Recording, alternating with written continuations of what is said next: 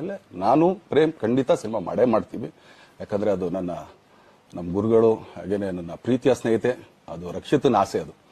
So ಇಲ್ಲ ಮಾಡೇ ಮಾಡೋಣ. ಸೊ ಬಟ್ ಒಂದೇನಂದ್ರೆ KVN ಪ್ರೊಡಕ್ಷನ್ಸ್ ಅವರು ಪ್ರೊಡಕ್ಷನ್ ಮಾಡ್ತಾ ಇದಾರೆ.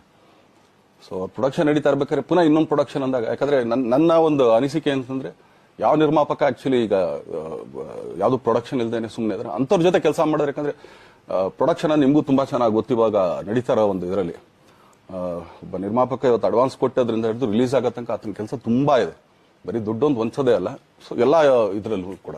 ಸೊ ಆದ್ರಿಂದ ಅಷ್ಟೇ, ಅದು ಬಿಟ್ಟು ಇನ್ನೇನು ಆ ಥರದೇನಿ. ಆಮೇಲೆ ನಾನು ಪ್ರೇಮ್ ಖಂಡಿತ ಸಿನಿಮಾ ಮಾಡೇ ಮಾಡ್ತೀವಿ. ಯಾಕಂದ್ರೆ ಅದು ನಮ್ಮ ಗುರುಗಳು, ಹಾಗೇನೆ ನನ್ನ ಪ್ರೀತಿಯ ಸ್ನೇಹಿತೆ, ಅದು ರಕ್ಷಿತನ ಆಸೆ ಅದು. ಸೊ ಇಲ್ಲ ಮಾಡೇ ಮಾಡೋಣ. ಸೊ ಬಟ್ ಒಂದೇನಂದ್ರೆ KVN ಪ್ರೊಡಕ್ಷನ್ಸ್ ಅವರು ಪ್ರೊಡಕ್ಷನ್ ಮಾಡ್ತಾ ಇದಾರೆ.